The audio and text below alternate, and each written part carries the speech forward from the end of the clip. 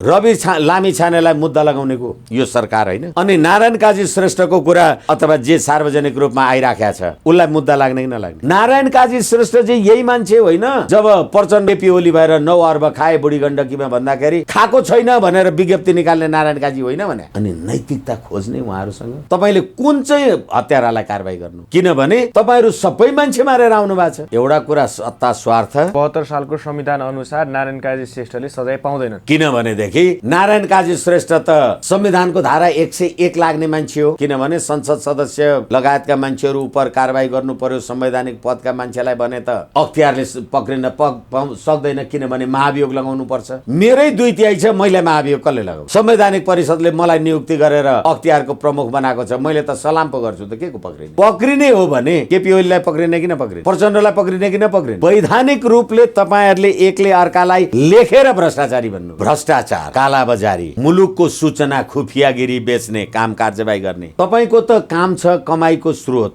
तपाईं अहिले 2 लाख रुपैयाँ ब्याङ्कमा राख्न जानुभयो भने कहाँबाट पैसा ल्याइस् भन्छ। यिनीहरूको अर्बौंको सम्पत्ति त्यो ब्याङ्क सोध्दैन त। अहिले तपाईले बनाएको संविधानमा भ्रष्टलाई कारबाही गर्ने अख्तियार दुरुपयोग अनुसन्धान आयोग त बनाउनु भयो। मलाई तपाईले अख्तियारमा प्रमुख बनाएर पठाउनु भएको छ, मैले तपाईलाई पक्रिन सक्छु। यो संविधानको शपथ ग्रहण गर्नेले नि यो संविधानको चिरहरण गरे, राष्ट्रिय झण्डा डढाइयो अनि त्यही राष्ट्रिय झण्डा फहराएर त हिँडिराख्नु भएको छ त केपी ओली शर्माजीहरू। नैतिकता खोइ भनेको। र अर्को कुरा 17,000 नेपाली जनता मारिएका कुराको सत्य निरूपण तथा मेलमिलाप आयोगद्वारा अहिले 14 वर्षसम्म पनि अपराधीमाथि कारबाही नहुने, राजनीतिक दल विभाजन गर्ने सम्बन्धी अध्यादेश ल्याउनका लागि नेकपा एमाले अथवा तत्कालीन नेकपा एमाले प्रधानमन्त्रीकै गुटको एमालेको महेश बस्नेतजीलाई मधेस गएर एउटा कुनै संसद सदस्यलाई अपहरण गरेर लिएर आए भनेर त बाबुराम भट्टराईको नेतृत्वमा सरकारी वकिल कार्यालयमा मानव अपहरणको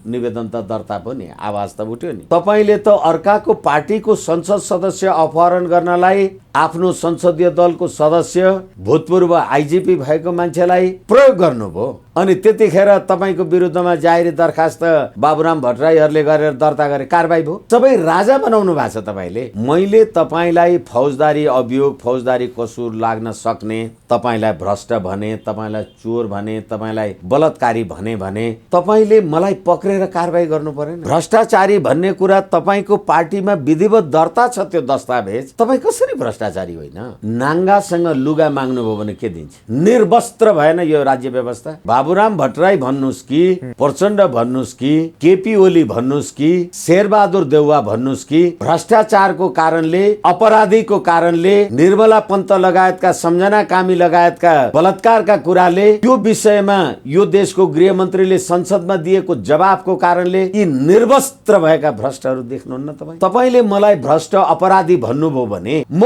होइन भने मैले तपाईलाई कारबाही गर्नु पर्यो नि। म प्रधानमन्त्री, मैले तपाईलाई भनेदेखि तपाईँ पार्टीको अध्यक्ष, यत्रो 2/3 बहुमतको सरकार, तपाईँ विधि र पद्धतिको कुरा गर्नुहुन्छ भनेदेखि तपाईले अपराधीलाई कारबाही गर्नु पर्यो नि। पार्टीबाट सुरु गर्नुस् न। भनेको नैतिकताको आधारमा यति बेलासम्म प्रधानमन्त्री राजीनामा दिएर तपाईले नैतिकता भन्ने प्रश्न तपाईहरुले उठाउनु भयो भने मलाई क्षमा राख्नु होला, यो नैतिकताकै बेइज्जती हुन्छ। यो कहाँ देख्नुभयो नैतिकता? तपाईँ कहाँ कानुन छ भनेको तपाईँ पुरा गर्नुहुन्छ? तपाईँ सत्तामा बसेर अनन्त अपराध गर्ने, कोरोना महामारीको यत्रो महाकाल जनता सडकमा बसेर भात खाँदा एउटा दाताले तपाईलाई भात खान दियो भने बेइज्जत हुने। अर्बौं भनेको त कम्युनिस्टको लागि त सम्पत्ति नै। तपाईकै यो गणतन्त्रको बाबुराम भट्टराईले 9 अर्ब भ्रष्टाचार गरेको प्रमाणमा छ, त्योसँग प्रमाण छ भने देखाउनु नि, किनभने ऊ पनि भ्रष्टाचारी हो। कुन ठुलो पदीय मान्छेलाई तपाईले भ्रष्टाचारमा कारबाही गर्नुभयो मलाई भन्नुहोस्? भ्रष्टाचारको अपराधमा कसलाई कारबाही गर्नु? 3 तोला सुन र 1 कट्ठा भन्दा बढी जग्गा छैन भनेर सम्पत्ति विवरण दिने पुष्पकमल दाहालजीको जे तपाईले देख्नु भएको छ, यो अख्तियारले देखाएको छैन?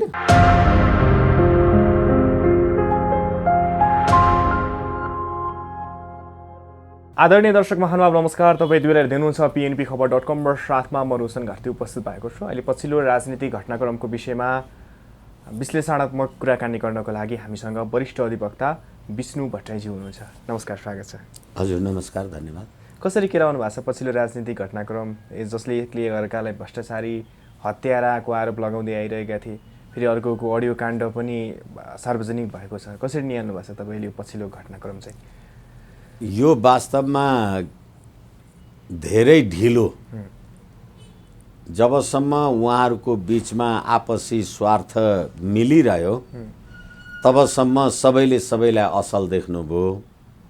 जब स्वार्थ बाज्न थाल्यो अनि एकले अर्कालाई भ्रष्टाचारी अथवा जे भन्नुपर्ने बाँदर मुडेका अपराधी अथवा 17,000 वाला कसुरका अपराधी जे भन्नुपर्ने कुरा अहिले किन भन्नुभयो? यो कुरा अहिले भएको त होइन। आजभन्दा 14 वर्ष अगाडि यिनै गणतन्त्रवादी दलहरूले 12 बुँदे समझदारी गर्दा, यिनै 12 बुँदे दलहरूले विस्तृत शान्ति सम्झौता गर्दा, संविधान सभाको निर्वाचन गर्दा, साँच्ची भन्ने हो भने पछिल्लो पटक यो नेपालको नयाँ संविधान आइसकेपछि 2072 असोज 3 गतेको यो नयाँ संविधान घोषणा भइसकेपछि उहाँहरूले निर्वाचनमा एकाकार भएर मिलेर निर्वाचन लड्दा यी अपराध, यी भ्रष्ट, यी पापाचारीहरू थिए कि थिएनन्? थियो। त्यसैले गर्दा जबसम्म स्वार्थ मिलिरह्यो तपाईले मलाई, मैले तपाईलाई प्रशंसा गरिरह्यौँ। जब स्वार्थ बाजियो, तपाईले मलाई बदमास र मैले तपाईलाई बदमास भनेपछि तपाईँ र म दुईटै नेपाल र नेपाली जनताको सर्वोत्तम हित, कल्याण, समुन्नतिको लागि हामी साधक र असल चरित्र भएका मान्छेहरू रहेनन्। के का लागि थियो? एकले अर्कोले प्रशंसा गर्दासम्म चाहिँ यो कुरा ननिस्किने, एकले अर्कोले प्रशंसा गर्न छोडिसके पछाडि यो कुरा निस्किने, यो खास चाहिँ किन चाहिँ के का लागि चाहिँ यिनीहरूले प्रशंसा गरिरहेका रहेछन्? किनभनेदेखि सत्ता स्वार्थ। एउटा कुरा सत्ता स्वार्थ र अर्को कुरा 17,000 नेपाली जनता मारिएका कुराको सत्य निरूपण तथा मेलमिलाप आयोगद्वारा अहिले 14 वर्षसम्म पनि अपराधीमाथि कारबाही नहुने, भ्रष्टहरू करोडौं अर्बौंको सम्पत्ति लुटेर बस्ने यो देशमा सर्वहाराको अधिनायकवाद मान्छु भन्ने कम्युनिस्टहरू जति धनी मान्छे को छ अर्को, एकै पटकमा अर्बौं अर्बको भ्रष्टाचार गर्ने, ललिता निवास, प्रधानमन्त्री निवास बेचेर खानेर लिनेर दिने गर्ने, अनि वाइट बडी लगायतका यो विमान प्रकरणका कुराहरूको गतिविधिलाई कुराहरू गर्ने, यी सम्पूर्ण कुरामा त हामीले कसुर गरेका थियौँ नि। अनि त्यो कसुर गर्दाखेरि तपाईले मलाई, मैले तपाईलाई पक्रिने हो कि अर्को कुनै राज्य सत्ता अथवा तत्कालीन त्यो संवैधानिक राज संस्थै सही, त्यतिखेरको राज्य व्यवस्थै सही, त्यसको नजरमा त अहिलेको पनि भन्नुहोस् यही संविधान बमोजिम पनि त भ्रष्टाचार, हत्या, बलात्कार जस्ता कुरामा त 101 मान्छे अपराधी छन् नि। र यही प्रधानमन्त्रीजीको हामीले धेरैचोटि कुरा गरिसक्यौँ, यही प्रधानमन्त्रीजीले राजनीतिक दल विभाजन गर्ने सम्बन्धी अध्यादेश ल्याउनका लागि नेकपा एमाले अथवा तत्कालीन नेकपा एमाले प्रधानमन्त्रीकै गुटको एमालेको महेश बस्नेतजीलाई मधेस गएर एउटा कुनै संसद सदस्यलाई अपहरण गरेर लिएर आए भनेर त बाबुराम भट्टराईको नेतृत्वमा सरकारी वकिल कार्यालयमा मानव अपहरणको निवेदन त दर्ता भयो नि, आवाज त उठ्यो नि। र त्यो मानव अपहरण गर्ने काम त प्रधानमन्त्रीको नेतृत्वमा भयो, उहाँको पार्टीको महेश बस्नेतजीहरू जानुभयो। अनि आत्महत्या दुरुत्साहन अथवा हत्याको दुरुत्साहनमा त्यो रवि लामिछाने भन्ने एउटा मान्छेलाई तपाईले एउटा पत्रकारलाई मुद्दा त लगाउनु भयो, तर तपाईले त अर्काको पार्टीको संसद सदस्य अपहरण गर्नलाई आफ्नो संसदीय दलको सदस्य भूतपूर्व आइजिपी भएको मान्छेलाई प्रयोग गर्नुभयो। अनि त्यतिखेर तपाईको विरुद्धमा जाहेरी दरखास्त बाबुराम भट्टराईहरूले गरेर दर्ता गरे, कारबाही भयो भएन। किनभनेदेखि सबै राजा बनाउनु भएको छ तपाईले। अहिले केपी ओली भ्रष्टाचारी हो भनेर लिखित रूपमा पुष्पकमल दाहालजीले उहाँको पार्टीमा अभियोग दर्ता गराउनु भयो। चाहे त प्रधानमन्त्री केपी शर्मा ओलीलाई नराम्रो देखाउनको लागि, उहाँको राजनीतिक करियर सक्नको लागि प्रचण्डले वैयक्तिक आरोप मात्रै लगाएका हुन् भन्ने कुरा चाहिँ पार्टीका दोस्रो तहका नेताहरूले बोल्दै आइरहेका छन्। होइन, कस्तो राम्रो प्रश्न गर्नुभयो भने नि, अनि पार्टीका दोस्रो तहका करियरका मान्छेहरूले यो कुरा लगाउने भनेपछि मैले तपाईँलाई फौजदारी अभियोग फौजदारी कसुर लाग्न सक्ने, तपाईँलाई भ्रष्ट भने, तपाईँलाई चोर भने, तपाईँलाई बलात्कारी भने तपाईँले मलाई पक्रेर कारबाही गर्नु परेन। अनि तपाईँलाई भ्रष्टाचारी भन्ने कुरा तपाईँको पार्टीमा विधिवत दर्ता छ, त्यो दस्तावेज तपाईँ कसरी भ्रष्टाचारी होइन? केपी शर्मा ओलीजीले लिखित रूपमा फेरि 38 पेजको अर्को दस्तावेज ल्याउनु भयो अरे बाँदरमुढे घटनालाई सम्झेर। प्रचण्डजी आफैले 5000 को हत्याको जिम्मा म लिन्छु भनेपछि तपाईँ कसरी हत्यारा होइन? एउटा अपराधीले अर्को अपराधीलाई त अपराधी त भनेको हो र छ नि, प्रमाणित भयो। तपाईँले मलाई भ्रष्ट भन्नुभयो, मैले तपाईँलाई अपराधी भने। तपाईँले मलाई अपराधी भन्नुभयो, मैले तपाईँलाई भ्रष्ट भने। ट्रान्सपरेन्सी इन्टरनेसनलको पछिल्लो रिपोर्टले एसियाको 17वटा राष्ट्रहरूको अनुसन्धानद्वारा नेपाल भ्रष्टाचारको पहिलो सूचीमा रहेको, त्यो पनि होइन यो त यो प्रजातन्त्र विचार यिनीहरूसँग हाम्रो विचार नमिल्ने भएको हुँदाखेरि ट्रान्सपरेन्सीले दोष लगायो भने। किनभने त्यो ट्रान्सपरेन्सी भनेको के त्यो काङ्ग्रेस पार्टी हो त्यो? अनि त्यसै गरेर यो 17,000 मान्छे मरेका बाँदरमुढे घटना दोष हो त्यो। यस कारणले गर्दाखेरि तपाईँले यो अहिले एक अर्कालाई जुन दोष आरोपण गरिराख्नु भएको छ, यो त अहिले 2 वर्ष 1 वर्षमा आएको कुरा होइन नि, त हिजो पनि थियो, अहिले पनि छ। तपाईँले अपराधीलाई पक्रेर किन कारबाही गर्नु भएन? म विधिको शासन संसदीय प्रजातन्त्र मान्छु भनेर संविधानको शपथ ग्रहण गर्नुभयो।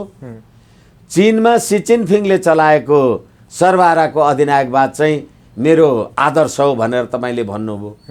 यो भन्दा ठुलो देश र जनताको निमित्त बेइमानी, धोखाधडी, बदतमिजी, नेपाली जनताले शान्ति, सुख, समुन्नतिको लागि तपाईँलाई मत दिएको कुरा, आखिर त तपाईँहरू दुईटै अपराधी हुनुहुँदो रहेछ त। एउटा सांसदले सांसद अपहरणको त्यो आरोप लागिसके पछाडि पूर्व प्रधानमन्त्री समेत रहेका डाक्टर बाबुराम भट्टराईले मुद्दा दर्ता गर्न जाँदा प्रहरीले त्यो जारी लिन मानेन। एउटा त्यो सांसदलाई त त्यति पावरफुल हुन्छ भने पछाडि देशको प्रधानमन्त्री जस्तो व्यक्ति, 2/3 बहुमतको सरकार भएको सत्तासीन पार्टीको अध्यक्ष पुष्पकमल दाहाल प्रचण्ड एकले अर्कोलाई आरोप लगाइरहँदाखेरि र फेरि डाक्टर बाबुराम भट्टराईले चाहिँ यिनीहरू मिलेर चाहिँ बुढी गण्डकीमा 9 अर्ब रुपियाँ खाए भन्ने कुरा पनि उहाँले आरोप लगाउनु भयो। त्यस कारणले गर्दा उनीहरूले राजीनामा दिएर एउटा स्वतन्त्र निकाय बनाएर निष्पक्ष छानबिन गर्नको लागि गर्नुपर्ने त्यो नैतिकताले चाहिँ त्यसो गर्नुपर्ने, तर यिनीहरू किन गर्न मान्दैनन्? तपाईँले नाङ्गासँग लुगा माग्नुभयो भने के दिन्छ? निर्वस्त्र भएन यो राज्य व्यवस्था? बाबुराम भट्टराई भन्नुहोस् कि प्रचण्ड भन्नुहोस् कि केपी ओली भन्नुहोस् कि शेरबहादुर देउवा भन्नुहोस् कि यी सडकमा नागरिकताको कारणले, भ्रष्टाचारको कारणले, अपराधीको कारणले, निर्मला पन्त लगायतका, सम्झना कामी लगायतका बलात्कारका कुराले, त्यो विषयमा यो देशको गृहमन्त्रीले संसदमा दिएको जवाफको कारणले यी निर्वस्त्र भएका भ्रष्टहरू देख्नुहुन्न तपाईँ? अनि जनताले यिनीहरूबाट कुनै आशा गर्ने? मैले तपाईँलाई भर्खरै निवेदन गरेँ, तपाईँले मलाई भ्रष्ट अपराधी भन्नुभयो भने म होइन भने मैले तपाईँलाई कारबाही गर्नु पर्यो नि, म प्रधानमन्त्री। अनि मैले तपाईँलाई भनेदेखि तपाईँ पार्टीको अध्यक्ष, यत्रो 2/3 बहुमतको सरकार, तपाईँ विधि र पद्धतिको कुरा गर्नुहुन्छ भनेदेखि तपाईँले अपराधीलाई कारबाही गर्नु पर्यो नि, पार्टीबाट सुरु गर्नुहोस् न। भनेको नैतिकताको आधारमा यति बेलासम्म प्रधानमन्त्री राजीनामा दिएर तपाईले नैतिकता भन्ने प्रश्न तपाईँहरूले उठाउनु भयो भने मलाई क्षमा राख्नु होला, यो नैतिकताकै बेइज्जती हुन्छ। यो कहाँ देख्नुभयो नैतिकता तपाईँले? तपाईँले अहिले नेपाली जनताले वडा अध्यक्षको, गाविस अध्यक्षको निर्वाचन हराएका मान्छे तपाईँ पार्लियामेन्टमा ल्याउनुहुन्छ। तपाईँ जोडी बाँधेर पार्लियामेन्टमा जनता कोरोना महामारीले म तपाईँलाई निवेदन गर्दैछु रोशनजी, जनता कोरोना महामारीको कारणले घरबाट निस्केर भात खान पाएको छैन। तपाईँ संसदमा बसेर धर्मनिरपेक्ष देशमा धर्मको नाउँमा चाडमा छुट्टी दिनुभएको छ र राज्य कोषबाट ढुकुटीबाट दसैँ पेस्की खानुहुन्छ। तपाईँ नैतिकता सोध्ने मसँग? मन्त्री प्रधानमन्त्रीको होइन, यो राज्य व्यवस्थामा रहेका 761 वटा वडा अध्यक्ष लगायत यो देशको निजामती कर्मचारी लगायत राजनीति गर्छु भन्ने लगायत कोरोना महामारीमा तपाईँले जनतालाई के दिनुभयो? तिनै जनताले तिरेको ट्याक्स तिमी दसैँ पेस्की खाने लाज छैन अनि तपाईँ नैतिकताका कुरा गर्ने अपराधीसँग? यो अपराध नभएर के हो? यो सत्ताधारी पार्टीको मात्रै कुरा नगर्नुहोस् न। विदेशी ज्वाइँलाई नागरिकता दिएर संसदमा ल्याउनु पर्छ भनेर कुरा राख्ने यी काङ्ग्रेसीहरू, यिनीहरूको कुरा हेर्नुहोस् न। अनि ट्रान्सपरेन्सी इन्टरनेसनलले गरेको 17वटा देशको अनुसन्धानमा शेरबहादुर देउवा भ्रष्ट छैन? कहाँबाट आयो त्यो सम्पत्ति? नैतिकताकै बेइज्जत हुन्छ हामीले नैतिकताको बारेमा छलफल गऱ्यौँ यिनीहरूको कुरालाई लिएर भने।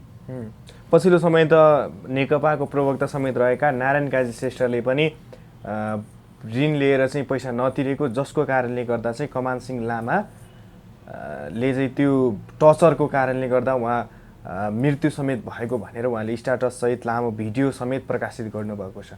मैले अहिले भर्खरै तपाईँलाई भने, तपाईँ एउटा आम सञ्चारको मान्छे, रवि लामिछानेलाई मुद्दा लगाउनेको यो सरकार होइन? अनि नारायण काजी श्रेष्ठको कुरा अथवा जे सार्वजनिक रूपमा आइराखेको छ उसलाई मुद्दा लाग्ने कि नलाग्ने? कहाँ कानुन छ भनेको तपाईँ पुरा गर्नुहुन्छ? कमान सिंह लामाले निष्पक्ष रूपमा छानबिन होस् भनेर पार्टीमा पनि निवेदन दर्ता गराएका रहेछन्। त्यो कुरा बल्ल बाहिरिएको छ, अहिलेसम्म त्यो कुरा पनि आएको थिएन। यसैले मैले छानबिन हुँदैन यी नेताहरूमाथि। यसैले मैले भने यो भन्दा ठुलो निरङ्कुश राज्य व्यवस्था के हुन सक्छ? तपाईँ सत्तामा बसेर अनन्त अपराध गर्ने। यो मैले फेरि पनि दोहोऱ्याएर भने कोरोना महामारीको यत्रो महाकाल जनता सडकमा बसेर भात खाँदा एउटा दाताले तपाईँलाई भात खान दियो भने बेइज्जत हुने। अर्बौं भनेको त कम्युनिस्टको लागि त सम्पत्ति नै भयो। अनि यस्तो राज्य व्यवस्था नेपाली जनताको राज्य व्यवस्था हो यो। अनि नैतिकताका प्रश्न उठाउने आम सञ्चारले, मलाई त लाग्छ, म क्षमा गर्नु होला, आम सञ्चारलाई पनि अब नैतिकताको प्रश्न उठाउने नैतिक अधिकार पनि छैन। आम सञ्चारलाई पनि यस्ताको कुरा उठाएर जो अपराधमा ट्रान्सपरेन्सी इन्टरनेसनलले गरेको भ्रष्टाचारको यत्रो कुरालाई होइन भन्ने तपाईँ, ट्रान्सपरेन्सी इन्टरनेसनल के तपाईँको पार्टीको थिएन कि तपाईँको विचारको थिएन कि? अनि ललिता निवास के हो? तपाईँकै यो गणतन्त्रको बाबुराम भट्टराईले 9 अर्ब भ्रष्टाचार गरेको प्रमाणमा छ। त्योसँग प्रमाण छ भने देखाउनु नि, किनभने ऊ पनि भ्रष्टाचारी हो। यो राज्य व्यवस्थै नेपाली जनताको व्यवस्था होइन। नेपाली जनताले त्यो दिल्लीमा गरेको 12 बुँदे समझदारी, रोशनजी म तपाईँलाई पीडाका साथ निवेदन गर्न सक्छु, कसले लेखेको थियो? नारायण काजी श्रेष्ठले भन्नुहोस् न। प्रचण्डले घुस खाए भन्दा होइन भनेर विज्ञप्ति निकाल्ने यही मान्छे होइन? केपी ओलीले भ्रष्टाचार गर्यो भन्दा पार्टीको तर्फबाट यिनीहरूले भ्रष्टाचार गरेका छैन भन्ने यही होइन भने? त्यो 12 बुँदे समझदारी कसले लेख्यो मलाई भन्नुहोस् त? अनि त्यो 12 बुँदे समझदारीमा सङ्घीयता, गणतन्त्र, धर्मनिरपेक्षता कहाँ छ? अनि त्यस अन्तर्गत त्यसैको निरन्तरतामा आएको यो तपाईँले हिजो एउटा शाह खानदान श्री 5 राजाको ठाउँमा कतिवटा राजा बनाएर, अघि मैले भने दसैँ पेस्कीको नाउँमा कति ब्रह्मलुट, कति अर्ब लुटे होला भन्नुहोस् त यी पार्टीले, यी संसद सदस्य हो भन्नेले। अनि नेपाली जनताले अहिले पनि कर तिरेको छ। तपाईँ पनि आम संसारको मान्छे, सरकारले भनेको 5 रुपियाँ ट्याक्स तिर्नु भएको होला, तपाईँले चाहिँ के पाउनुभयो? दसैँ पेश कि तपाईँलाई दसैँ आएन, तपाईँलाई तिहार आएन, तपाईँको भाइ बहिनी आमा बुवा दाजुभाइ रोग व्यथा छैन, अस्पतालमा तपाईँ जानुभयो भने सिट पाउनुहुन्न। यी अपराधीहरू गयो भने सिट पाउँछन्, बिरामीले पद चिन्छ। उनीहरूलाई नेपालमा नभए पनि सिङ्गापुरमा खाली छ। सिङ्गापुरमा त्यो खाली गराउने काम त तपाईँ जस्ता पत्रकार, तपाईँ जस्ता नेपाली जनताले गरे होइन। यी 17,000 मान्छे मार्ने अपराधीहरूलाई यिनीहरू धर्म भनेको अफिम हो भन्ने, अनि नेपालमा भगवान पशुपतिनाथको मन्दिर बन्द गर्ने, नेपाली जनतालाई धर्म मान्नबाट रोक्ने, यिनीहरू यी पाखण्डीहरू संविधानको धारा 35 मा हरेक नेपाली जनतालाई, धारा 33 मा हरेक नेपाली जनतालाई धर्म मान्ने स्वतन्त्रता छ भन्ने, अनि अपराधीहरू धर्मनिरपेक्षको संविधान लेख्ने र प्रधानमन्त्री पशुपति क्षेत्र विकास कोषको संरक्षक हुने। ए बाबा, तिमी धर्मनिरपेक्ष छौ, धर्मको संरक्षक तिमी कसरी हुन्छ? यो पाखण्ड, यस्तो राज्य व्यवस्था यो नेपाली जनताको राज्य व्यवस्था हो र भनेको? अनि नैतिकताको प्रश्न गर्ने। मानसिंह लामाले नारायण काजी श्रेष्ठलाई आरोप लगाउनु भएको छ। अहिले विभिन्न स्ट्याटसहरू मार्फत र भिडियो पनि सार्वजनिक भएको छ। यस हिसाबले चाहिँ नारायण काजी श्रेष्ठलाई कस्तो खालेको कारबाही हुनुपर्ने के छ कानुनी व्यवस्था? होइन, हाम्रो भ्रष्टाचार निवारण ऐन छ, तर फेरि पनि म तपाईँलाई निवेदन गरौँ, अहिलेसम्म कुन ठुलो पदीय मान्छेलाई तपाईँले भ्रष्टाचारमा कारबाही गर्नुभयो? मलाई भन्नुहोस् न। भ्रष्टाचारको अपराधमा कसलाई कारबाही गर्नुभयो? मेरो 3 तोला सुन र 1 कट्ठाभन्दा बढी जग्गा छैन भनेर सम्पत्ति विवरण दिने पुष्पकमल दाहालजीको जे तपाईँले देख्नु भएको छ, यो अख्तियारले देखाएको छैन, संविधानले देखाएको छैन, कानुनले देखाएको छैन। अनि यही बाबुराम भट्टराई भन्ने मान्छे होइन, केपी शर्मा ओली आफ्नो जन्मदिनमा देशको नक्सा केक बनाएर काटेर खाने, अनि सम्पत्तिको छानबिन गरौँ भन्दा गोर्खामा मेरो बुकुरो त केपी ओलीको त्यो 5 थर ताप्लेजुङ कता भयो भन्दा बरु मेरै राम्रो थियो, छानबिन गरौँ भनेको होइन। यी अपराधीहरूको राज्य व्यवस्था, अनि कानुनमा के छ, नियममा के छ, नीतिमा के छ? तपाईँले अख्तियारको प्रमुख मलाई बनाएर पठाउनु भएको छ, अनि तपाईँको भ्रष्टाचारमा मैले कारबाही गर्न सक्छु? त्यसैले संविधानको धारा 239 को 2, जसलाई जो संवैधानिक परिषदबाट, संवैधानिक परिषदको सिफारिसमा नियुक्त भएको हुन्छ, त्यसलाई अख्तियारले पक्रिनै पाउँदैन। अनि संवैधानिक परिषदमा पठाउने को, संवैधानिक निकायहरूमा नियुक्ति गर्ने को संवैधानिक परिषद। संवैधानिक परिषदमा को हुन्छ? प्रधानमन्त्री, प्रधान न्यायाधीश आदि इत्यादि, जे आदि इत्यादि हुन्छन्। भनेदेखि तिनीहरूले मलाई मनोनित गरेर पठाउने, मैले तिनीहरूलाई पक्रिन्छु? छ कहीँ भ्रष्टाचार अन्त्य हुने कहीँ बाटो छ भनेको? यो संविधानमा संवैधानिक निकायका, अब यो थारू आयोग, मुस्लिम आयोग, महिला आयोग, 2072 सालको संविधान अनुसार नारायण काजी श्रेष्ठले सजाय पाउँदैनन्। किनभनेदेखि नारायण काजी श्रेष्ठ त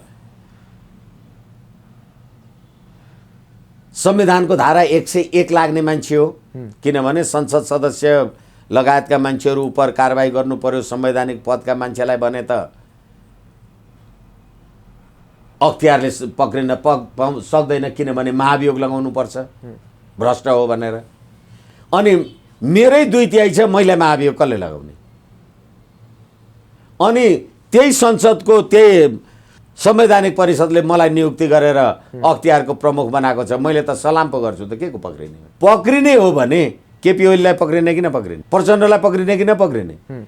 वैधानिक रूपले तपाईँहरूले एकले अर्कालाई लेखेर भ्रष्टाचारी भन्नुभयो। बाँदरमुढे घटनाको याद छ भनेर 38 पेज लामो कुरामा त प्रचण्डको प्रत्युत्तरमा केपी ओलीले भन्नु भएन। अनि बाँदरमुढेका हत्यारालाई किन नपक्रिया त? हे बाबा, कोसँग कहाँ बोल्ने, कहाँ कुरा गर्ने भने एउटा पैसा चाहिँ कहाँबाट आउँछ? जसरी नारायण काजी श्रेष्ठको स्वकीय सचिव, उहाँको मित्र पनि हुनुहुन्छ सुशनजी, उहाँको 8 करोडको कुरा आइरहेछ। एउटा स्वकीय सचिव भएको मान्छे, एउटा मन्त्रीको स्वकीय सचिव भएको मान्छे जसले जिन्दगीभर जागिर गरेको छैन, हामी जागिर गरेर हिँड्ने मान्छेसँग त्यो पैसा नहुन सक्छ। उनीसँग 8 करोड रुपियाँ पैसा कसरी आयो? हो, त्यो भ्रष्टाचार, कालाबजारी, मुलुकको सूचना खुफियागिरी बेच्ने काम कारबाही गर्ने। तपाईँको त काम छ कमाइको स्रोत। तपाईँ अहिले 2 लाख रुपियाँ ब्याङ्कमा राख्न जानुभयो भने कहाँबाट पैसा ल्याइस् भन्छ। यिनीहरूको अर्बौँको सम्पत्ति त्यो ब्याङ्क सोध्दैन त। यसै कारणले मैले भनेको एउटा राजा हटाएर कानुन नलाग्ने हजारौँ राजा बनाउनु भयो। अनि नेपाली जनताले अहिले राज संस्था, हिन्दू राष्ट्र, अखण्ड नेपाल, त्यसको नारा चाहिँ देशभरि आउन लाग्यो। भनेपछि यी कति अपराधी रहेछन्, कति भ्रष्ट रहेछन्, कति पतित रहेछन् भन्ने कुरा त तपाईँको एउटा प्रश्न नै पर्याप्त छ। जसको न तलब छ, न जागिर छ, न काम छ, न कमाइ छ, करोड करोड कहाँबाट आउँछ? वरिष्ठ वामपन्थी नेता राधाकृष्ण मैनालीले मेरो एक अन्तर्वार्तामा भन्नुभएको छ, केपी शर्मा ओलीको अवस्था अहिलेको सामान्य नागरिकको भन्दा दयनीय थियो, उनको सम्पत्ति कहाँबाट आयो भनेर उहाँले प्रश्न चिन्ह खडा गरिरहनु भएको छ। उहाँसँग सँगै जेल बस्नुभएको एक नेताले, उहाँसँग जबकि प्रधानमन्त्री केपी शर्मा ओलीले अहिलेसम्म जिन्दगीमा कहिले पनि जागिर गर्नु भएको छैन। तपाईँलाई अझ अर्को कुरा याद रहोस्, राधाकृष्ण मैनाली, चन्द्र मैनाली, केपी ओली, यिनीहरू एकैचोटि 28 सालमा मोहन चन्द्र अधिकारीको नेतृत्वमा झापामा धर्मप्रसाद ढकाल काट्नलाई हिँडेका मान्छे हुन् यिनीहरू। त्यतिखेर शासन खोइ। अहिले तपाईँले बनाएको संविधानमा भ्रष्टलाई कारबाही गर्ने अख्तियार दुरुपयोग अनुसन्धान आयोग त बनाउनु भयो भने मलाई तपाईँले अख्तियारमा प्रमुख बनाएर पठाउनु भएको छ, मैले तपाईँलाई पक्रिन सक्छु। त्यसैले अपराधीहरूको साम्राज्य भनेको तत्कालीन समयमा चाहिँ जसरी गोकुल प्रसाद बास्कोटाले, कृष्णबहादुर महराले उनीमाथि नैतिक प्रश्न चिन्ह अथवा उनलाई आरोप लागिसके पछाडि जसरी राजीनामा दिएका थिए, त्यसै गरी प्रवक्ता र सांसद पदबाट चाहिँ नारायण काजी श्रेष्ठले राजीनामा दिएर उनले छानबिनलाई चाहिँ सहज बनाउनतर्फ लाग्यो भने चाहिँ होइन। नारायण काजी श्रेष्ठको कुरा मात्रै नगरौँ रोशनजी, प्रचण्ड र केपी ओलीले राजीनामा दिएर छानबिनको बाटो गर्ने कि नगर्ने? केपी ओलीले पार्टीको स्थायी कमिटीमा सचिवालयमा भन्नुभयो, बाँदरमुढेको कुरा याद गराउनु भयो, त्योबाट कर्णेल कुमार लामा जस्तो मान्छेहरूले बेलायतमा कारबाही भए, त्यो कुरा सत्य निरूपण आयोगमा कारबाही गर्नका लागि प्रचण्ड छोड्ने कि नछोड्ने? प्रचण्डले केपी ओलीजीलाई भ्रष्ट हो भनेर लिखित दिनुभयो, त्यो भ्रष्टको छानबिन गर्न उहाँले छोड्ने कि नछोड्ने? र उहाँहरूको पार्टीका यिनीहरूको मात्र होइन, यिनीहरूका मान्छेहरूको तमाम नेताहरूको सम्पत्ति छानबिन गरौँ न, कहाँबाट आयो? र अहिले पार्टीका कार्यकर्तालाई फुल टाइमर तलब दिने पैसा कहाँबाट आयो? अस्ति त्यो दसैँ पेस्की खान पाउने त्यो सम्पत्ति कहाँबाट आयो? तपाईँले दसैँ पेस्की भनेर तपाईँ त अघि पनि मैले भने, तपाईँ त एउटा आम सञ्चारको मान्छे भए पनि राज्यलाई 5 रुपियाँ दस्तुर तिर्नु भएको होला। अनि तपाईँ कोरोना महामारीमा कर तिर्दै हुनुहुन्छ, तपाईँलाई दसैँ आएन, तपाईँलाई के दियो राज्यले? उहाँहरूले राज्य कोषबाट किन लुट्नुभयो? यसको बारेमा चाहिँ आम नेपाली जनता अथवा आम सञ्चार किन बोल्दैनन्, किन भन्दैनन्? हो, यसै कारणले गर्दाखेरि यो नेपाली जनताको राज्य व्यवस्थै भएन। यसैले यो संविधानको शपथ ग्रहण गर्नेले नि यो संविधानको चिरहरण गरे। म तपाईँलाई अर्को एउटा उदाहरण दिउँ, यो देशको न्यायाधीश, प्रधान न्यायाधीश भएको मानिसले यो धर्मनिरपेक्ष देशको संविधानको शपथ ग्रहण गर्नुभएको छ अथवा सबै पदमा बसेका मान्छेले गरेका छन्। सर्वोच्च अदालतले 74/6/8 गते एउटा गुठी सम्बन्धी मुद्दामा के भनेर फैसला गर्यो भने, यो देशका धार्मिक अनुष्ठानहरू, मठ मन्दिर, देवालय, शिवालय आदि इत्यादि भनेको देशको राष्ट्रियताको अमूल्य निधि हो। यो निधिहरू समाप्त भयो भने राष्ट्र समाप्त हुन्छ भनेर फैसला गर्नुभयो। धर्मनिरपेक्ष देशमा अनि यो मन्दिर गुठी समाप्त भयो भने देश समाप्त हुन्छ भनेपछि उहाँहरूले धर्मनिरपेक्ष संविधानको शपथ ग्रहण गरेकोले गर्दाखेरि त्यसको अनुकूल भयो कि प्रतिकूल भयो कि देशमा धर्म, सङ्गठन, संस्था, मन्दिर, मठ मन्दिर, गुम्बा, चैत्य चाहिने रहेछ। त्यो त राष्ट्रिय अखण्डता एकताको लागि ठुलो शक्ति पो रहेछ भनेपछि देश धर्मनिरपेक्ष भयो। देश धर्मसापेक्ष हुने हो भने धर्मनिरपेक्षको संविधानको शपथ ग्रहण गरेको मान्छेले यिनीहरूको संरक्षण गर्नु राष्ट्रिय हित हुन्छ भनेर लेख्न मिल्छ? हुन्छ। राष्ट्रिय झन्डा डढाइयो अनि त्यही राष्ट्रिय झन्डा फहराएर त हिँडिराख्नु भएको छ त प्रचण्डजी, के अरे केपी ओली शर्माजीहरू। नैतिकता खोइ भनेको राष्ट्रको नक्सा केक बनाएर काटेर खानुभयो। त्यो नेपालको प्रधानमन्त्री हुनुभयो तपाईँ। नारायण काजी श्रेष्ठजी यही मान्छे होइन? जब प्रचण्ड, बाबुराम र केपी ओली भएर 9 अर्ब खाए बुढी गण्डकीमा भन्दाखेरि खाएको छैन भनेर विज्ञप्ति निकाल्ने नारायण काजी होइन भने। अनि नैतिकता खोज्ने उहाँहरूसँग अब कसरी चाहिँ उनीहरूलाई कारबाही गर्न सकिन्छ? त अब यो देशमा यस्तै भ्रष्टाचारी मौलाउँदै जान दिने हो कि के छ यसको उपाय चाहिँ अहिले तत्कालीन समयमा यिनीहरूलाई उपचार हो? त्यसैले गर्दाखेरि राज्य व्यवस्थामा बसेका मान्छेहरू नै जब भ्रष्ट भए भनेपछि यो राज्य प्रणाली नै ठिक भएन। यसकारणले यो राज्य प्रणालीको विकल्प नेपाली जनताले खोज्नु पर्यो अनि अपराधीहरू सबैले सजाय पाउनु पर्यो। त्यसको विकल्प अरू केही छैन। त्यसको अब हामीले त भनेको छौँ संवैधानिक राज संस्था, हिन्दू राष्ट्र, अखण्ड नेपाल नै यसको विकल्प हो। हिजो राजाको टाइममा त मन्त्री भएका मान्छेहरू हेमबहादुर मल्लहरूलाई भ्रष्टाचारमा थुनेको थियो नि, कार्यवाही गरेका थियो नि। अनि अहिले कुन भ्रष्ट अपराधीलाई कार्यवाही गरेका छ? यसै कारणले गर्दाखेरि र यति विदेशी शक्तिको घुसपैठ हरेक कुरामा पार्टीभित्रको झगडा टन्टा मिलाउनका लागि कि सामन्त गोयल कि चिनिया राजदूतको चल खेलले गर्दाखेरि यो राष्ट्रहित हो कि राष्ट्रघात हो? तपाईँले ठ्याक्कै देख्नुपर्दा चाहिँ ठ्याक्कै भन्नुपर्दा चाहिँ अहिलेको जुन विवाद छ, जसरी विवाद चर्किँदै गइरहेछ, यसमा चाहिँ वैदेशिक हस्तक्षेप चाहिँ कतिको देख्नुहुन्छ? किनभनेदेखि यिनीहरूलाई यो राज्य सत्तामा यो राज्य सत्ता स्थापना गर्ने र यो जिम्मेवारीमा पुर्याउने विदेशी शक्ति होइन भने 12 बुँदे समझदारी उहाँहरूले कहाँबाट गरेर आउनुभयो? नेपाली जनतासँग तपाईँले एकछिनलाई मान्नुहोस्, यही संविधानकै कुरा सही। तपाईँले यो संविधान अन्तर्गत नेपाली जनताको मत पाउनु भएको थियो भनेदेखि तपाईँले 17,000 मान्छे मार्नेलाई किन कारबाही गर्नु भएन? यो संविधानले त अपराधीलाई कारबाही गर्नुपर्छ अथवा ज्यानमारालाई त सर्वस्वसहित जन्मकैद गर्नुपर्छ भन्छ। तपाईँले कुन चाहिँ हत्यारालाई कारबाही गर्नुभयो? किनभने तपाईँहरू सबै मान्छे मारेर आउनु भएको छ। त्यसै गरेर यही संविधानले तपाईँलाई भ्रष्टाचार, बेथिति अथवा यो हत्या, बलात्कार गर्नु हुँदैन भनेको छ नि। ऊ बलात्कारको घटना मिलायो भनेर कसलाई कारबाही गर्यो, कसलाई सजाय भयो भनेर भन्। बाबा तपाईँले अस्ति भर्खरै सम्झना कामीको हत्या गर्ने मान्छेलाई कोही पक्रेर कारबाही गर्नुभयो? तपाईँका पार्टीका मान्छेहरू त्यसका अपराधीहरूलाई के कारबाही गर्नु?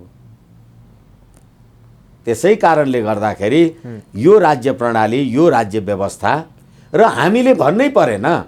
प्रचण्डले केपी ओलीलाई, केपी ओलीले प्रचण्डलाई भन्ने र केपीको गुटका र प्रचण्डका गुटका मान्छेहरूको हैसियत हेर्ने हो भने सबै कसुरदार देखिने अवस्था छ। यसै कारण यिनीहरूबाट विधिको शासन र प्रजातन्त्रको अपेक्षा राख्नु नै नेपाली जनताको भूल हो अथवा गल्ती हो अथवा भ्रम हो। हस्, यहाँको महत्त्वपूर्ण समय र विचारको लागि धेरै धेरै धन्यवाद। हस्, मलाई पनि मेरो कुरा राख्ने अवसर दिनुभयो। यिनीहरू एकले अर्काले आफूलाई परस्परमा आफूलाई अपराधीको कोटीमा राखेका छन्। यस्तो राज्य व्यवस्थाको विकल्पमा नेपाली जनताको सहभागिता, नेपाली जनताको क्रियाशीलता हुनुपर्छ। धन्यवाद, प्रणाम।